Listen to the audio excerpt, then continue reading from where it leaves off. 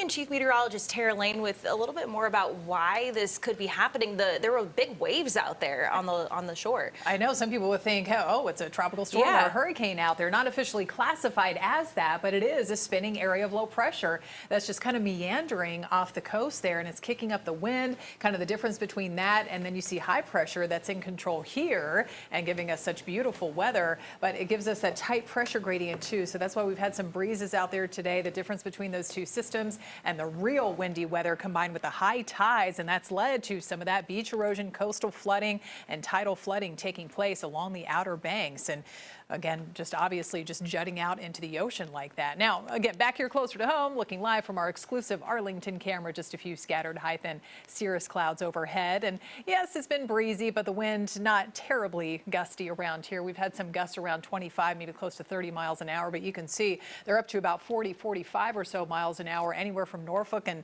down through Virginia Beach and along the Outer Banks. And then not so bad. They're not dealing with this as much. However, they do have an increased risk of rip currents due to that system offshore, anywhere from our southern North Carolina beaches and down along the coast of South Carolina. Things will get better along the Outer Banks in the coming days, but again, still just a terrible situation out there with some of that tidal flooding. Now, the wind gusts, again, a little closer to home, anywhere from 15 to 25 or so miles an hour. It will still be a little breezy from time to time through the night and then going into tomorrow. Once again, meantime, temperature sitting in the warm low 80s. Boy, what a jump out there today with that sunshine. 82 degrees in the Queen City. We're still holding in the 70s, mid to upper 70s in places like Salisbury and out through Concord. Albemarle's at 77. We've got the low 80s up in the foothills and warm 70s up in the mountains. So it will stay nice and comfortable. Some outside plans if you're headed out later on this evening running some errands, and then by 4 o'clock in the morning, not as much of a cool down coming. Still, it will be off to a cool start tomorrow morning. That low around 51 degrees, and then we're back up close to 80 for tomorrow afternoon. More of the same, pretty much wall-to-wall sunshine and still some breezes picking up out of the northeast at about 20 to 25. Now, some changes are ahead due to that same area of low pressure. Notice what happens. Not until later tomorrow night and Thursday do we get that moisture starting to creep in from the east.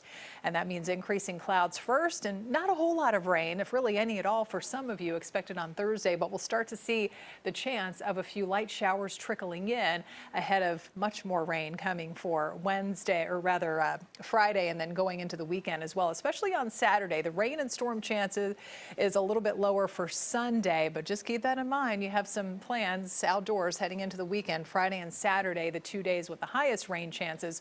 Storm chances as well. There's likely going to be some embedded thunderstorms in there, but with a low risk of anything severe developing this time around. Now, the mountain forecast looking mainly dry through Thursday there. We'll start to see the light rain coming in for Friday and the chance of some scattered storms for Saturday and Sunday as well. A few isolated storms in the mix. And notice what happens to temperatures. A little bit of an up and down here. 75 for tomorrow, back in the 60s going into the weekend. By the end of the weekend, we have a nice jump coming up into the 70s in the mountains, and warm, real warm 80s there, and even close to 90 again by early next week. So turning unsettled with that low pressure affecting us late Thursday through Friday, Saturday, that lingering chance of a few storms Sunday as well.